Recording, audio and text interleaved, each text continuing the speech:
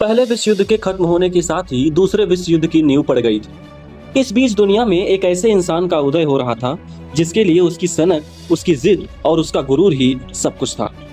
20वीं सदी के उस क्रूर तानाशाह को न सुनने की आदत नहीं थी। हारने से बेहतर उसे मरना पसंद था। इस तानाशाह का नाम था एडोल्फ हिटलर। तानाशाही और क्रूरता की दुनिया के बेताज बादशाह हिटलर के बारे में सभी बचपन से पढ़ते सुनते आ रहे हैं। वो किसी के लिए हीरो हो सकता है तो किसी के लिए विलेन, पर असल में वो था एक सनकी इंसान।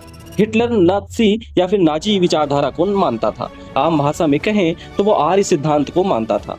उसी विचारधारा के तहत उसने लाखों यहूदियों को मौत के घाट उतारा था। अब आप सोच रहे होंगे, आर्य तो भारत के लोग हैं, फिर हिटलर कैसे आर्य थ्योरी को मान सकता है? तो आज इन्हीं सवालों के पड़ताल करेंगे। जानेंगे कि क्या थी हिटलर की आर्यन थ्योरी। क्या हिटलर भी आर्य था? भारत के लोगों के बारे में उसके क्या विचार थे? भारतीय स्वास्तिक और नाजियों के प्रतीक हैकिंग क्रेज के बीच क्या समानता है? तो आइए इन सभी को शुरू से समझने की कोशिश करते हैं। 20 अप्रैल 1889 को हिटलर का जन्म हुआ। पहले विश्व युद्ध के बाद जनवरी 1920 में उसे जर्मन वर्कर पार्टी का प्रोपेगेंडा चीफ यानी प्रचार प्रसार का प्रमुख बनाया गया। आने वाले महीनों में उसने पार्टी का नाम national socialist German worker party यानी नाजी पार्टी रख दिया। अप्रैल 1920 में उसने म्यूनिक के एक हॉल में पार्टी वर्कर्स के सामने भाषण दिया, जहां पर उसने वर्कर से एक सवाल पूछा कि मुट्ठी भर ब्रिटिशर्स ने आधी दुनिया पर राज कैसे कायम कर लिया। कोई सवाल का जवाब देता इससे पहले ही हिटलर ने बोला कि हमें भी यही करना चाहिए। मगर इससे पहले हुई मीटिंग के दौरान हिटलर ने भारतीयों के सपोर्ट में बोला था और कहा था कि भारत से कपास और रबर का निर्यात कर ब्रिटिशर्स ने भारतीयों का खून चूसा और उन्हें भूखा रहने पर मजबूर किया। क्या उन्हें ऐसा करने का हक है? दोनों बातें एक दूसरे के बिल्कुल ही विपरीत थी। पार्टी वर्कर्स को समझ नहीं आया कि वो कहना क्या चाहता है। तब हिटलर ने अपने दोनों सवालों का जवाब एक शब्द से दिया, पावर यानी कि ताकत। उसने कहा सारा मामला ताकत का है। अंग्रेजों के पास ताकत थी, इसलिए वो भारत के लोगों पर राज कर पाए और उन्हें ऐसा करने का हक भी है, क्योंकि जिसके पास ताकत नहीं उसे अधिकार की बात करने का कोई हक नहीं। फिर उसने कहा जर्मनी के पास कोई अधिकार नहीं है क्योंकि हमारे पास ताकत नहीं है। और अपनी किताब मेक कैंप में वो इसी विचार को दूसरे तरीके से कहता है। वो कहता है या तो जर्मनी वर्ल्ड पावर होगा या होगा ही नहीं। इसके बाद म्यूनिक पार्टी मीटिंग में उसने एक और सवाल किया, अंग्रेजों के पास ताकत आई कहां से? इसका जवाब देते हुए उसने कहा, नस्ल। ब्रिटिश भारत पर इसलिए राज कर पाए क्योंकि वो बेहतर नस्ल के लोग थे। हिटलर के इस नस्ल वाली सोच को समझने के लिए उसके दो सहयोगियों के विचार को समझना होगा। पहला ह्यूस्टन स्टीवर्ट चेम्बरलेन और दूसरा अल्फ्रेड रोजनबर्ग। ह्यूस्टन चेम्बरलेन एक ब्रिटिश मूल का जर्मन फिलोसफर था और वही हिटलर का बौद्धिक गुरु भी था। नस्लीय श्रेष्ठता का विचार हिटलर को चेम्बरलेन से ही मिला था। दरअसल चेम्बरलेन और उसके कई जैसे फिलोसफर उस वक्त समाज में भोगवाद और भौतिकवाद के सवाल से जूझ रहे थे, और जो कि क्रांति ने जीवन जीने के तरीके को बेहतर कर दिया था। साथ ही चर्च और धर्म की ताकत कम होने लगी थी। जर्मन फिलोसफर नीट्शे द्वारा दिया गया विचार गॉड इज डेड फेमस हो चुका था और एथिक्स और मोरालिटी को साइंस से चुनौती मिलने लगी थी। चेम्बरलेन ने इन सब का हल नस्लवाद के जरिए निकाला। चेम्बरलेन बहुत पहले ही नस्लवाद का समर्थक था, पर जब 1888 में उसे भारतीय धर्मशास्त्र पढ़ने का मौका मिला तो उसने इसी नज़र से भारतीय दर्शन को देखना शुरू किया। 19वीं सदी के मध्य में विलियम जोन्स नाम के एक ब्रिटिश स्कॉलर ने अपने रिसर्च में संस्कृत, ग्रीक और लैटिन भाषा में बहुत सारी समानताएं पाई थी और इन भाषाओं को बोलने वाले लोगों को उसने नाम दिया था आर्य। ये शब्द जो अब तक भारत में वैदिक परंपरा से जुड़ा था, वो अब एक नस्लीय पहचान बन गया। धीरे धीरे बाकी स्कॉलर्स ने पाया कि 40 और ऐसी भाषाएं थी जिनमें समान गुण थे। इनमें जर्मन, इंग्लिश भी शामिल थे। तब से ये सवाल उठने लगा कि भारत और यूरोप के लोग एक जैसी भाषा कैसे बोल रहे थे। दरअसल संस्कृत भाषा इंडो यूरोपियन परिवार की भाषा थी। तब तक ये विचार भी आम हो चला था कि कुछ 1500 साल पहले आर्य भारत में सेंट्रल एशिया के रास्ते आए थे। इसी विचार को आगे बढ़ाते हुए चेम्बरलेन ने दावा किया कि भारत में पहुंचे शुरुआती लोग असल में जर्मन थे, जो कि नॉर्डिक नस्ल के यानी आर्य थे। ये लोग फादरलैंड यानी कि जर्मनी से निकलकर एशिया के अलग अलग इलाकों में बस गए थे। चेम्बरलेन के मुताबिक हिटलर भी नॉर्डिक नस्ल का था यानी आर्य था।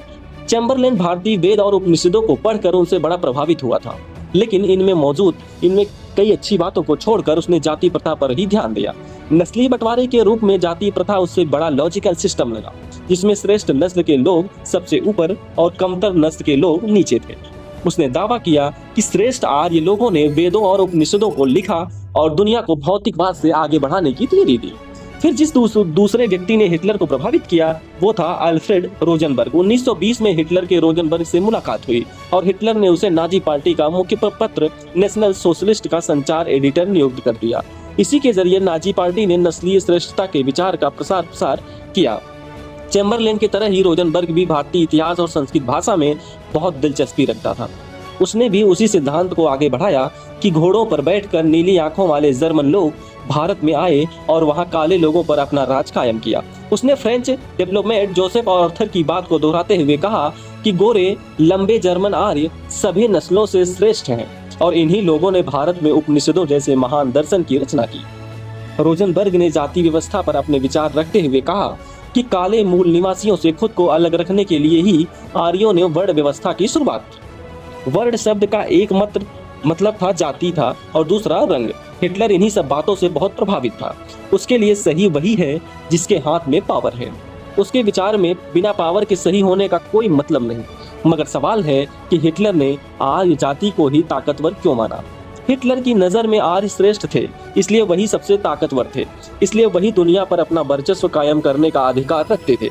हिटलर की ये विचारधारा चार्ल्स डार्विन और हर्बर्ट स्पेंसर जैसे विचारकों के सिद्धांतों पर आधारित थी। डार्विन प्रकृतिवादी थे। उन्होंने विकास और प्राकृतिक चयन की अवधारणा के लिए पौधों और पशुओं की उत्पत्ति को एक्सप्लेन किया था। हर्बर्ट स्पेंसर ने सर्वाइवल ऑफ द फिटेस्ट की थ्योरी दी। इस थ्योरी के मुताबिक जो सबसे योग्य है वही जिंदा बचेगा, यानी जो प्रजाति नेचर के साथ तालमेल बिठा पाती है वही धरती पर जिंदा रहती है। यहाँ गौर करने वाली बात है कि डार्विन ने नेचुरल सिलेक्शन की थ्योरी को पूरी तरीके से नेचुरल प्रोसेस पर आधारित बताया था।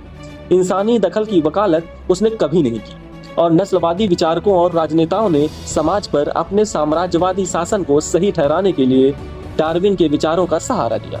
नाजियों की दलील बहुत सिंपल थी, जो नस्ल सबसे ताकतवर है वही जिंदा रहेंगे, कमजोर नस्लें खत्म हो जाएंगी।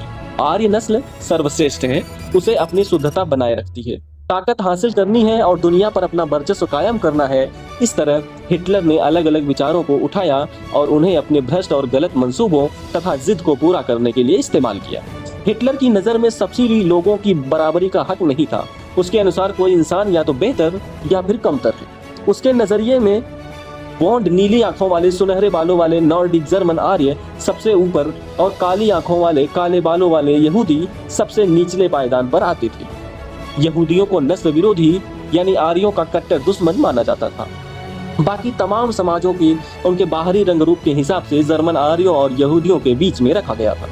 हिटलर के भारतीयों के प्रति विचार भी नफरत से भरे थे। उसे भारतीयों से नफरत थी। वो भारतीयों को सही मायने में आर्य नहीं मानता था। दरअसल स्टीवर्ट चैम्बरलेन ने जो थियरी दी कि जर्मनी से भारत पहुंचे आर्यों ने ही उपनिषद जैसे महान ग्रंथों को लिखा, उन्होंने खुद को भारत के मूल निवासियों से अलग रखने के लिए जातीय प्रथा की शुरुआत की। लेकिन फिर धीरे धीरे नस्ल में मिलावट हुई और फिर भारतीय आर्य लुप्त हो गए। इन्हीं विचारों के चलते हिटलर भारतीयों को कमजोर नस्ल वाला मानता था और ब्रिटिश शासन के हिंसा प्रयोग को इसी वजह से जायज ठहराता था। भारतीयों को लेकर हिटलर के विचार उसकी किताब मेक कैंप में लिखी नस्लवादी बातों से समझ सकते, जिसमें हिटलर ने लिखा है कि एक जर्मन होने के नाते मैं इंडिया को इंग्लैंड डोमिनियन के अंदर देखना चाहूंगा बजाय किसी और देश के। 1936 में एक राजनीतिक रैली में हिटलर ने कहा था कि भारतीय चल भी नहीं सकते, अंग्रेजों ने उन्हें सिखाया कि चलना क्या होता है। इसके अलावा समय समय पर उसने भारतीयों के लिए नस्लवादी शब्द का इस्तेमाल किया।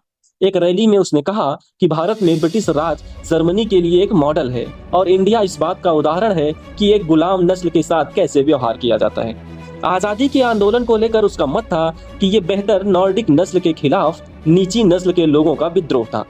इंडियन प्रॉब्लम्स के बारे में बात करते हुए उसने वायसराय लॉर्ड इरविन को सलाह दी थी कि गांधी को गोली क्यों नहीं मार देते। बात यहाँ गांधी की नहीं थी। हिटलर मानता था कि भारतीय नीची नस्ल के हैं, इसलिए उनके खिलाफ कोई भी हिंसा जायज है। हिटलर भारतीयों को नीचा समझता था, लेकिन उसने हिंदू धर्म के स्वास्तिक को अपने झंडे में प्रतीक बनाया था। फिर सवाल है कि ऐसा क्यों? असल में हिंदू स्वास्तिक से अलग है नाजी स्वास्तिक।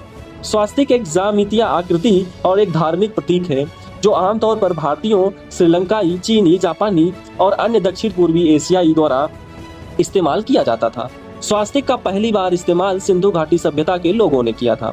इसे शुभता, दिव्यता, आध्यात्मिकता और सौभाग्य के प्रतीक के रूप में इस्तेमाल किया जाता है। पश्चिमी दुनिया में नाजी जर्मनों ने स्वास्तिक का इस्तेमाल हैकिंग क्रेज को तैयार करने के लिए किया था, जो आर्य जाति का प्रतीक बन गया। द्वितीय विश्व युद्ध और यहूदियों के नरसंहार के बाद कई यूरोपीय स्वास्तिक को हिटलर और उसके नाजी पार्टी द्वारा किए गए बड़े पैमाने पर नरसंहार के मार्मिक अनुस्मारक के रूप में मानते हैं। नाजियों के लिए स्वास्तिक जीवन बनाने और प्रभावित करने का प्रतीक था। अगर इसकी बनावट की बात करें तो हिंदुओं के घरों में बनाए जाने वाला स्वास्तिक के चारों कोनों में 4 डॉट्स होते हैं। ये डॉट्स 4 वेदों के प्रतीक हैं, जबकि नाजी झंडे पर बने स्वास्तिक में ये डॉट्स नहीं थे। हिंदू धर्म में स्वास्तिक पीला और लाल रंग का इस्तेमाल होता है, जबकि नाजी झंडे में सफेद रंग की गोलाकार पट्टी में काले रंग का स्वास्तिक बनाया है। नाजी संघर्ष के प्रतीक के तौर पर इसका इस्तेमाल करते थे, जबकि हिंदू धर्म में यह शुभता और तरक्की का प्रतीक है। हालांकि कई आधिकारिक वेबसाइट्स ने नाजी झंडे में भी स्वास्तिक के प्रयोग की बात ही कही है। तो दोस्तों, ये थी कहानी हिटलर और उसकी आर्य विचारधारा की, जिसके तहत वो जर्मन को श्रेष्ठ मानता था। इसी विचारधारा के तहत उसने लाखों लोगों का नरसंहार किया। इस पर आपकी क्या राय है? अपनी राय कमेंट सेक्शन में जरूर शेयर कीजिए। आज इस सेशन में बस इतना ही। आइए अब यूपीएससी मुख्य परीक्षा के लिहाज से एक प्रश्न देते हैं। हिटलर ने आर्य जाति को ही ताकतवर क्यों माना? भारतीय आर्यों के संबंध में उसकी क्या विचार थे? चर्चा कीजिए। आपको हमारा यह प्रोग्राम कैसा लगा? इस संबंध में अपना फीडबैक हमें जरूर दीजिएगा। आपके रिस्पांस का हमें इंतजार रहेगा। अगले सेशन में किसी और महत्वपूर्ण टॉपिक के साथ हम फिर हाजिर होंगे। तब तक